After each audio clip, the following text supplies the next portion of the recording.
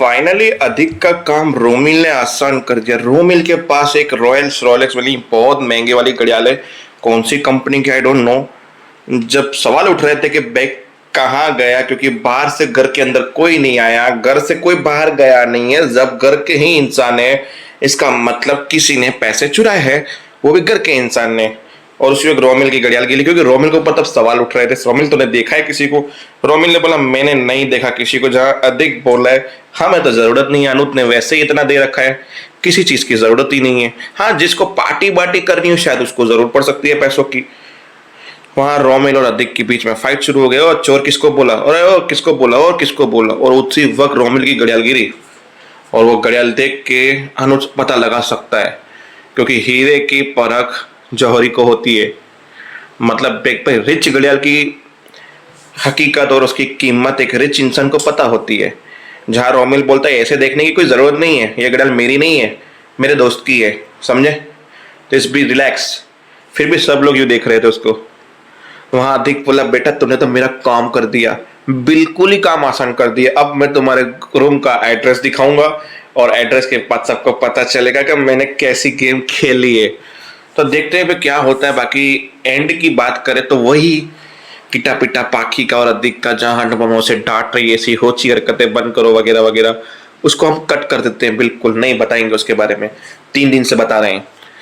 रही बात मेन मुद्दे की कि काव्या घर में रहेगी या नहीं रहेगी, उसके बीच में बताते हैं। जहां वनराज ने सपोर्ट किया काव्या रहेगी, इसी घर में रहेगी, और गया काव्या को दरवाजे पे वापस सी ऑफ करने के लिए। काव्या का बोला हाथ लाओ, मतलब ऐसे, मतलब ये काव्या का, ये वनराज का, आ जाओ भी चलो।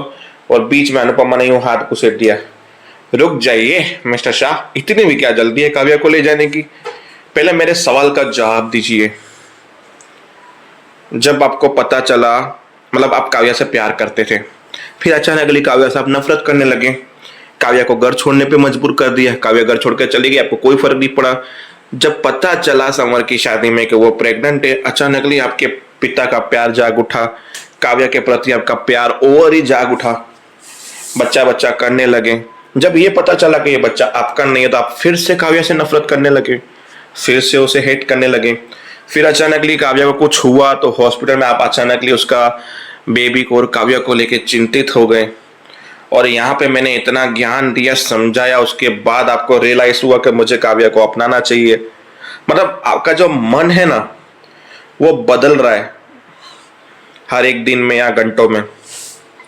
और यहाँ पे जितने भी लोग हैं सबको पता है कि आपका स्वभाव माफी वाला तो नहीं है, आप इतनी जल्दी किसी को माफ नहीं करते हैं, ये हर कोई जानता है।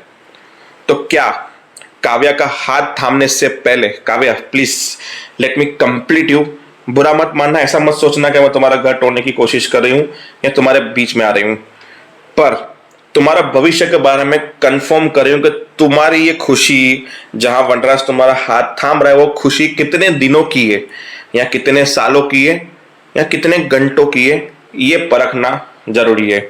काव्या ने बोला तुम जो फैसला लोगी अनुपमा मुझे मंजूर है, मुझे विश्वास है तुम्हारे ऊपर। तो मिस्टर शाह ये बताइए कि क्या आप काव्या को 1 महीना नहीं, 9 महीना नहीं, 9 साल नहीं, जब तक काव्या है आप हो और ये बच्चा है, क्या तब तक आप काव्या को पत्नी की तरह, इस बच्चे को बेटे की तरह अपनाएंगे?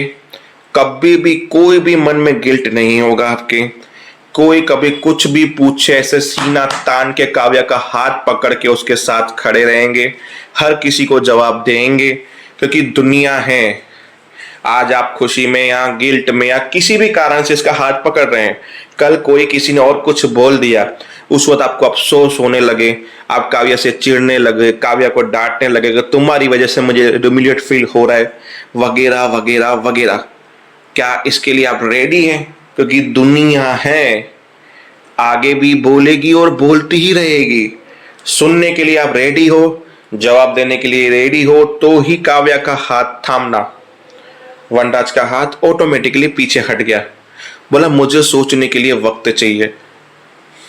देख लिया काव्या तुमने, मैंने कुछ गलत नहीं कहा। खुशियों की लिमिट पता होनी चाहिए, वरना वो खुशियां बाद में बहुत दुख देती हैं। काव्या फिलहाल में शाह हाउस में ही है। वनराज सोच रहा है। रात को काव्या ने फिर से पूछा मुझसे, एक एक मिनट के लिए सब्र नहीं हो रहा, मुझे बताओ वनराज तुम्हारा क्या डिसीजन है।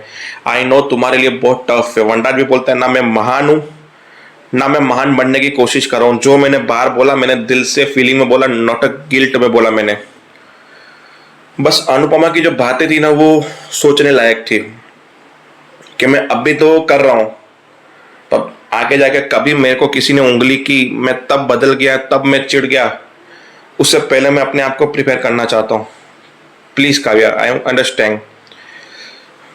मैं इससे हटना चाहता हूं। मतलब देखते हैं कि अब फाइनली क्या फैसला होता है। बाकी आज के एपिसोड की कहानी यही थी। बाकी वनराज अनुज घर पे पहुंचा, वहां पे उसको फोन आया कि आपके पैसे जमा नहीं हुए, टेंडर गया तेल लेने आपका। फिर भाई के ऊपर उसने गुस्सा किया, बोला मैं भूल गया जल्दी जल्दी में। फिर बोला पैसे कहाँ हैं, अभी डाल दो वरना प्रोजेक्ट नहीं मिलेगा। पैसे ढूंढने की कोशिश की, बोला मैंने तो बैग यहाँ पे रखा था। सारे घर वाले खड़े हो गए, बैग दिखाई नहीं। बोला हाउ डू यू, जब घर से कोई आया ही नहीं तो बैग गया कहाँ पे यार। फिर सबको ध्यान आया कि जब कोई आया नहीं, कोई गया नहीं, तो बैग घर में से ही किसी ने चुराया है। तो देखते हैं ये बांडा कैसे फूटता है। जय हिंद, जय भारत।